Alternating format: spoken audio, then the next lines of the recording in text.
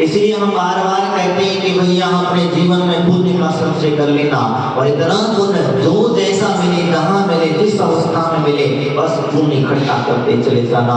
और वह पुण्य अंत में कहते हैं अरहंत पद जब अवस्था प्राप्त होगी उस समय पर तत्व प्रकट होगा। पुण्य अभी का नहीं है, एक दो भाव का पुण्य नहीं है, वो पुण्य तो वह वह अनुभव के अंदर में उन्होंने जो इकट्ठा किया वो सारा फल एक साथ बन करके अवस्था कहते हैं पुण्य फल अरहंता। पुण्य का फल जो है वो अरहंत अवस्था में प्राप्त होता है। बताओ क्या मिलेगा अरहंत अवस्था में? तो कहते हैं कि जो अष्ट प्रातिहार यानी अष्ट मंगल द्रव्य हैं, गंध कुटी हैं, आदि आदि जो स्वर्ण चांदी के आदि के जो चेताले आदि हम जो कहते हैं मणि आदि रत्नों के जो चेताले हैं, बड़ी प्रकार से वृक्ष आदि हैं, उन वृक्षों की व्यवस्था बताते हैं। जब मानस का आदि सुंदर का व्यवस्था और सुंदर इतना जब उस समुद्र के अंदर में जीव जाता है तो अंदर देखते ही प्रसन्न हो जाता है। इतना सारा वैभव उनके पास में होता है। तो ये वैभव प्राप्त हुआ कैसे? हम इस वैभव को प्राप्त करने के लिए तो कहते हैं वही कहा पुण्य का संचय करना। उन्होंने अपने जीवन काल में हमेशा 8-10 भाव हम जब देखते हैं, उनका पीछे का जीवन देखते हैं तो कुछ चीजें भगवान जी की पूजन अभिषेक आदि करना, और साथ साथ में जब कहीं मौका मिल जाता था, जब कहीं निराशों का प्रदान करने का व्यवस्था बन जाती थी, तो वह अपने सबसे बड़ा पुण्य का संचय करने का महत्व बताया जाता है। मणिराजों को, त्यागी वृत्तियों को, आदियों को आहार देना ये सबसे बड़ा पुण्य, क्योंकि हमारे यहाँ 7 क्षेत्रों के अंदर में दान की व्यवस्था नहीं है, और दान होता कम ही, लेकिन वहाँ मणिराज की अंजलि आदि में देना ये भी दान की व्यवस्था है।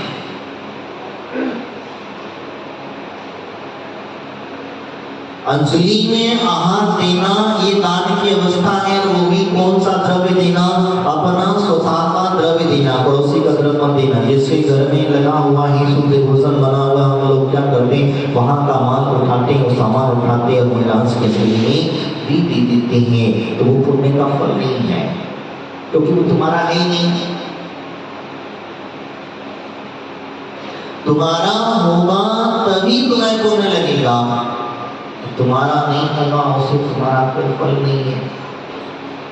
जिस प्रकार से देवता गण जो हैं भगवान की पूजा आराधना भक्ति किया करते हैं, लेकिन वो द्रव्य कल्प वृक्षों से प्राप्त किया करते हैं, इस वजह से उस द्रव्य का उन्हें फल नहीं मिलता। समझ में आ रहा है ना मेरी भाषा? उनका जो द्रव्य है वो कल्प वृक्षों से प्राप्त होता है, इस वजह से उन्हें उसका फल प्राप्त नहीं कर पाते हैं।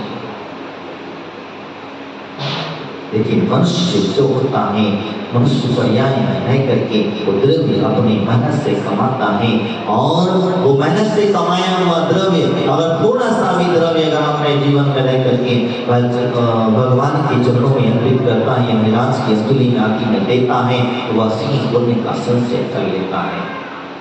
तुझे भी प्रवचन सुनना है।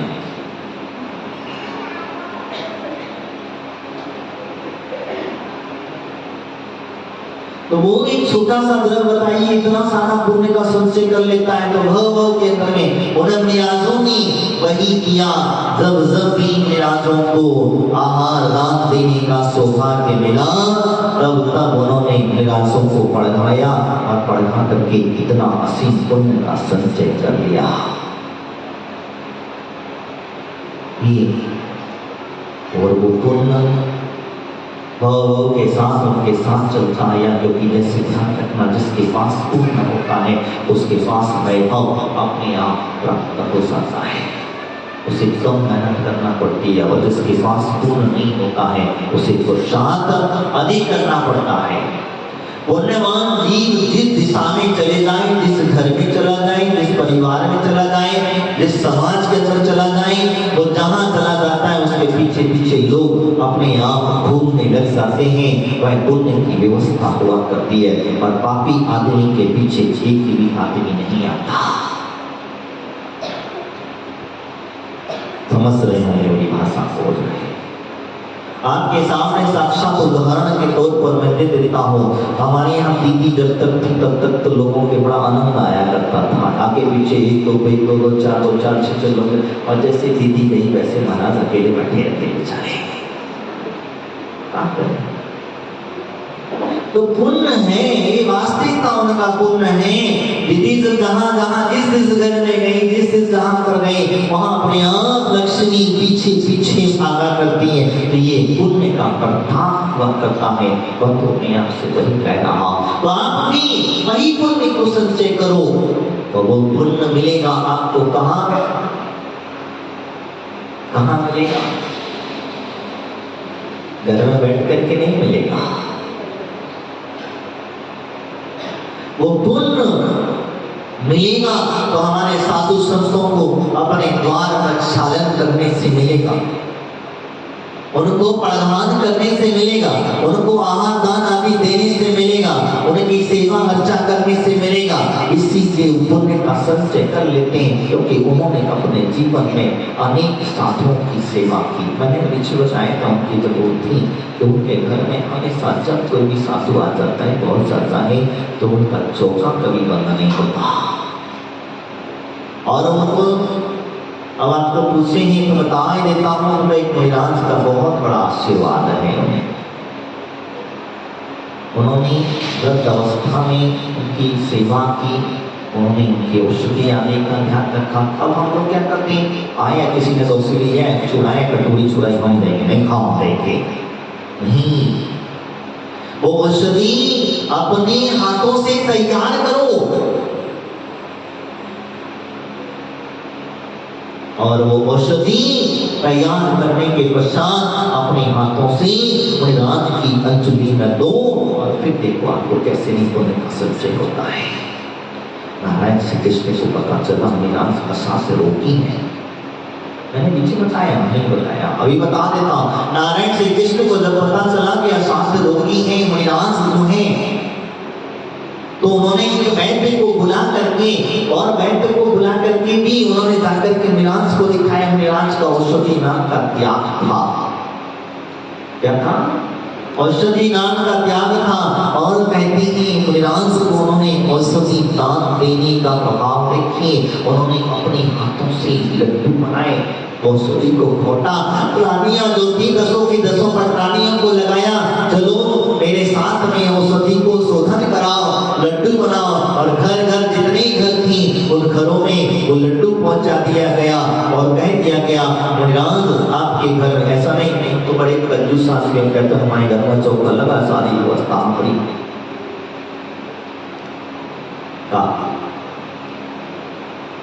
चौका लगा है तो दो चार महिलाओं को बुला लेते हो, अड़ोसी पड़ोसियों को बुला लेते हो, उनसे कहते हो चौका बनाओ, हम तो आगे हम देखा मैं बस कहीं में डर लग रहा है। बताओ आहार कराना, चौका लगाना, शुद्ध भोजन, क्या तुम लोगों को भोजन बनाना नहीं आता? बताओ सर। हम अड़ोसी पड़ोसी को बुला ले, दो चार छह महिलाओं को बुला लेते, दो चार पुरुषों को बुला लेते, और वो तुम्हारा पुण्य जो है उनको बांटते, तो लेके चले जाते, लेके चले जाते, फिर देखिए कोने में खड़े रहते, और फिर क्या तुम्हारा हमें आना देने को नहीं मिलता, तो कैसे चलेगा? तो मैं आपसे जो कह रहा था कि अपना द्रव्य स्वयं का, स्वयं के हाथ से तैयार किया हुआ द्रव्य, और वो द्रव्य जब आप महाराज की अंगुली में डालते, इतना सा भी द्रव्य अगर तुमने महाराज की अंगुली में डाला है, दिया है, उनके स्वास्थ्य अनुकूल आपने अगर भोजन कराया है, तो याद रखना आपने असीम पुण्य का संचय कर लिया। और वो पुण्य अभी नहीं मिलेगा, तुम्हें अनंत अवस्था जब प्राप्त होगी, तब कई कई भवों का पुण्य इकट्ठा कर लेते हो, तब जाकर के वहां मिलता है।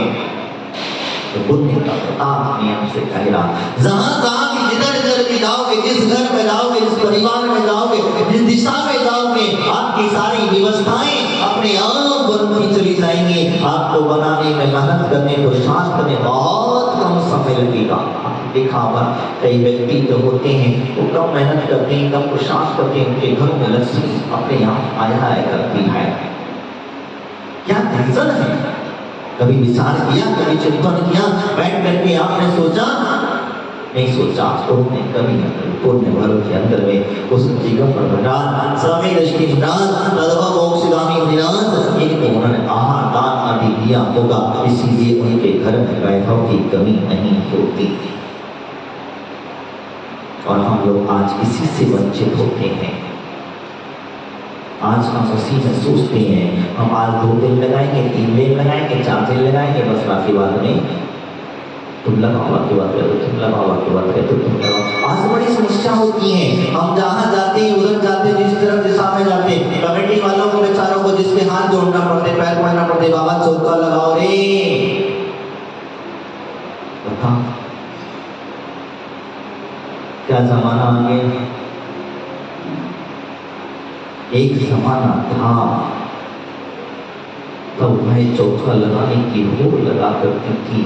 गांव में महिलाएं समाज आते थी तो लोगों के घर घर सुख भोजन बन जाया करता था। और आज ये जमाना है कि घर में सुख भोजन बनाने के लिए आप लोगों से कहा जाता है, आप लोगों से प्रार्थना की जाती है, आपके पैर पड़े जाते हैं। क्यों? बार बार आपको प्रोत्साहन किया जाता है, बार बार प्रेरणा दी जाती है। इसी वजह से कहते हैं कि ध्यान रखना, कुछ काम करो या ना करो, एक बार पूजा करो या ना करो, कहीं आप तीर्थ यात्रा पे जाओ या ना जाओ, लेकिन घर में चौका लगाते रहना। आप जिंदगी में अगर कहीं किसी यात्रा नहीं कर पाए, आप किसी विरांत की सेवा नहीं कर पाए, बस घर में चौका लगाते रहना, शुद्ध भोजन करते रहना और विरांत को अपने घर में पढ़ाते रहना। जब तक रहे, जिस समय तक रहे, घर का चौका बंद मत करना। बस ये ध्यान रखना, घर का चौका बंद। क्या लगता क्या है? मेरे को ये खास तक समझ में नहीं आया। लोगों को ले जाने चौका का नाम सुना तो न जाने अनुसारता बाबा हो जाता है। बड़ी अभागे हो तुम लोग, तो अपना पुण्य छीन कर रहे हो। जो पूर्व में आपने कमाया है वो पुण्य आज छीन होता जा रहा है। कल फिर पुनः से आपको मनुष्य पर्याय मिलेगी, तो ध्यान रखना कहीं ऐसा ना हो जाए। पड़ोसी को देख करके याद कर लेना, ये विशेषता हुआ करती है। हम पूर्व के पुण्य को खाए जा रहे हैं, बैठे बैठे और क्या कर रहे हैं?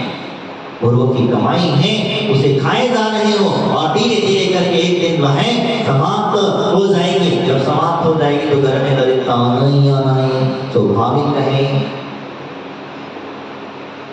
दरिद्र के घर में जन्म लोगे, फिर चिल्लाओगे, फिर कहोगे भगवान मैंने न जाने कौन सा पाप कर्म किया जिसकी वजह से मेरे घर में दरिद्रता के घर में जन्म लिया है, मैं भिखारी के घर में जन्म लिया है, मैं एक नीच आदमी के घर में जन्म लिया है। तो इसी वजह से ध्यान रखना, मैं आपसे जो कह रहा हूँ, क्योंकि आपने पुण्य समय पर किया होता, पुण्यवत पुण्य किया होता, तो आपको इस ऐसे घर में जाने की जरूरत ही नहीं पड़ती, ऐसे घर में जन्म लेने की जरूरत ही नहीं पड़ता। आपने देखा होगा कई हमारी महिलाएं इस घर में चली जाती है, उस घर की लक्ष्मी चली जाती है, उनके पैरों से लक्ष्मी चली जाया करती है।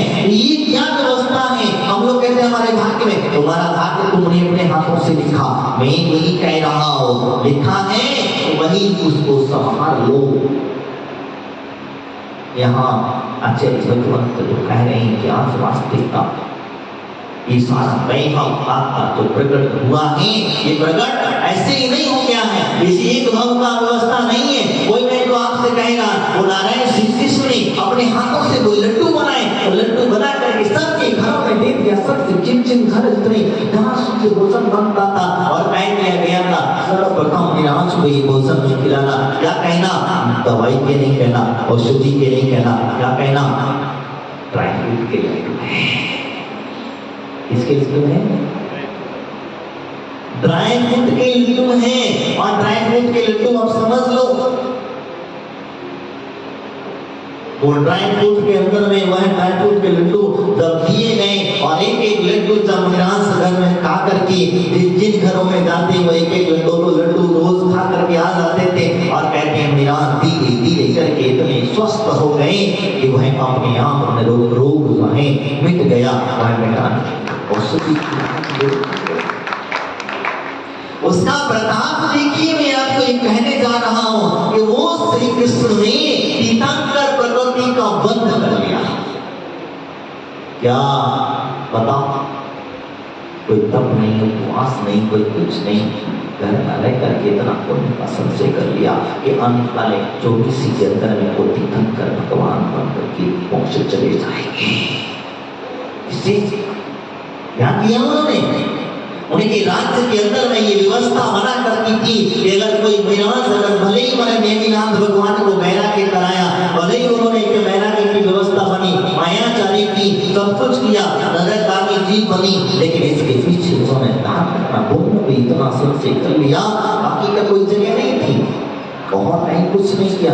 नेमिनाथ तो जो के राज्य में, के नगर में जब भी पता चल जाता था, नगर के उद्यान इत्यादि में तो महिलाएं अगर आई हैं तो महलों में तो जो लगाई करता था, शुद्ध भोजन बनाई करता था, साथ साथ में नगर के अंदर में सभी को भी वह शुद्ध भोजन बनाने का उनका निर्देश रहा करता था, जिससे कि हमारे जो महिलाएं हैं ये महिलाएं भूखे ना रहे, ये महिलाएं को लौट ना जाए, कहीं हताएं समझ करके लौट ना जाए, क्योंकि कोई पता नहीं, घबराइए नहीं, कुछ नहीं होगा, चिंता ना करें उसको, मत घबराइए, उसको कुछ नहीं करेगी, वो बैठ भी जाएगी, आपको नहीं काटेगी। या भगवान के समुद्र में बैठेगा, आप लोग क्यों चिंता करते हैं? क्योंकि आप उसे छेड़ोगे तो वो आपको परेशान करेगी, आप उससे कुछ मत करिए। तो जब देखिए वो समुद्र की व्यवस्था में आपसे कह रहा हूँ, तो भगवान नेमिनाथ स्वामी के समुद्र में आते में गए, भगवान से पूछा और पूछने के पश्चात उन्होंने कह दिया, सारे सब कुछ बताया। उन्होंने कह दिया भगवान मोक्ष चले गए, नेमिनाथ भगवान भी वहां से सबों के घर में जन्म लिया। तो पुण्य का प्रताप इतना बड़ा हुआ करता है, यदि पुण्य हमारे आगे आगे चलता है और आप हमारे पीछे पीछे। तब आप सबसे आपको किसी के आगे हाथ फैला, मैं हमेशा कहता हूँ, पता नहीं कौन कहीं जाने का प्रयास करता है, हमने हमारे चौके बंद कर दिए, आप तो सिर्फ कुछ मत करो, जी एक संकल्प कर लो, दरवाजे के सामने एक कलश लेकर के डेली द्वार पर शाला करेंगे,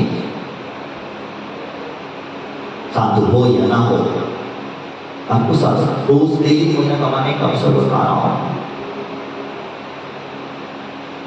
दरवाजे के सामने खड़े होकर के द्वार पर शरण कर लेना, क्योंकि द्वार पर स्नान करते समय अगर पता नहीं कोई विधिधारी निराश आपके आशाएं अवसर नियम लेकर के पहुंच जाए, हो सकता आपके घर में आग हो जाए। बताओ, अयोध्या के अंदर में जो सेठ था, उस सेठ ने विधिधारी महाराज को देखा, चारण विधिधारी महाराज थे, उसने सोचा मैंने तो सारे महाराजों के दर्शन किए, ये महाराज कहाँ से आगे हो सकता है, या कोई दूसरे महाराज। देखिए मति कैसी होती है, ना उसे पुण्य नहीं मिलना हो जाता है। और उसी की जो बहू थी उसने उन्हें महाराज को पड़गा लिया, तो वो देखो महाराज को देख करके चला गया, करके चला गया, गांव में घूमने के लिए चला गया। देखिए जिसको पुण्य मिलने वाला होता है उसी को मिलेगा। नहीं आपसे यूं समझ लेना, अगर सास ससुर परिवार को आहार देते हैं, शुद्ध भोजन बना करके उनको खिलाते हैं, तो उसका पुण्य सास ससुर को मिलेगा, बहू को नहीं मिलेगा, पोता पोती को नहीं मिलेगा, क्योंकि उन्होंने अपने हाथों से विराज की अंजलि में जो जल आदि को भी भोजन है तो दिया है, तो पुण्य का संचय किया। इसलिए कहते हैं हम लोग क्या करते हैं, हम लोग कभी कभी देखते पुराने चल बसे उन्हीं के नाम से बोलिया ले लेते, अरे वो तो चल बसी इसका तुम नाम से बोलिए लो, कुछ भी लेना हो तो चल बसाओ उनके नाम से कुछ भी करते रहो, तो कोई पुण्य मुझे ना मिलने वाला है और ना पाप मिलने वाला है। तुम ही करोगे तुम्हें मिलेगा, तुम्हारा पुण्य का घड़ा भरेगा। इसलिए मैं कहता हूँ हमेशा हमेशा अपने घरों में साधु संतों को लाके दो फायदे तीन फायदे हमेशा कहते हैं। एक तो आपके बच्चों को संस्कार बने रहेंगे, बच्चों को संस्कारवान बने रहेंगे, क्योंकि ये महिलाओं से दूर भाग रहे हैं। आज वर्तमान के युग के अंदर में अपने महिलाओं को घरों में लाना बंद कर दिया। इसी कारण से आज हमारे बच्चे जो हैं, पोता पोती जो हैं, महिलाओं से दूर भाग रहे हैं। हकीकत स्थिति बता रहा हूं मैं आपके 12 वर्ष की, किसी और की नहीं बता रहा हूं।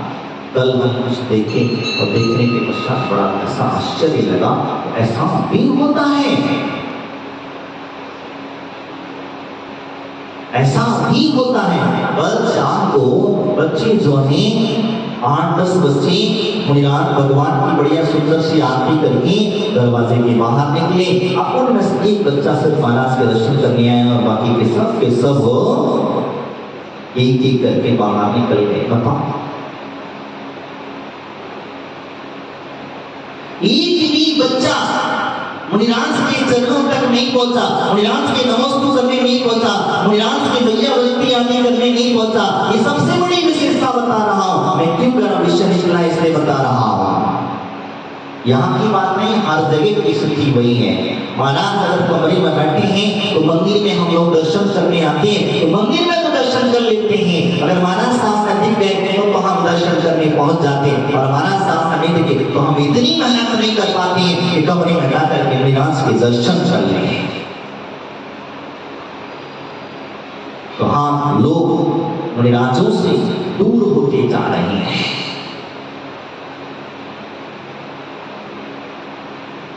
और मुनिराजों से दूर होने का रीजन यही है क्योंकि हम लोग जो हैं घरों में उन्हें बुलाते नहीं है, उन्हें पढ़ाते नहीं है, उन्हें बताते नहीं है, और उन्हें पता ही नहीं मुनिराजों को आहार कैसे दिया जाता है, उन्हें पता ही नहीं है शुद्धि क्या बोली जाती है। जब अचानक उठ गए तो धोती पहन के खड़े हो जा, अब शुद्धि बोलने की बात आती है तो शुद्धि क्या बोलना चाहिए उन्हें भी पता नहीं है। तो नहीं, पुण्य आपके घर का क्षीण हो रहा है, एक साथ आपके पूरे परिवार का क्षीण हो रहा है। इसी वजह से हमारे घरों के अंदर में दरिद्रता आकर के धीरे धीरे करके अपना घर बनाती चली जा रही है। और यही कारण है, यही रीजन है बंधुओं, मैं आपसे जो कह रहा था। तो जिन भगवान के इस प्रकार से धर्म उपदेश के देते समय अष्ट प्राप्ति आदि जैसे प्राप्त हो जाते हैं, प्रकट हो जाते हैं।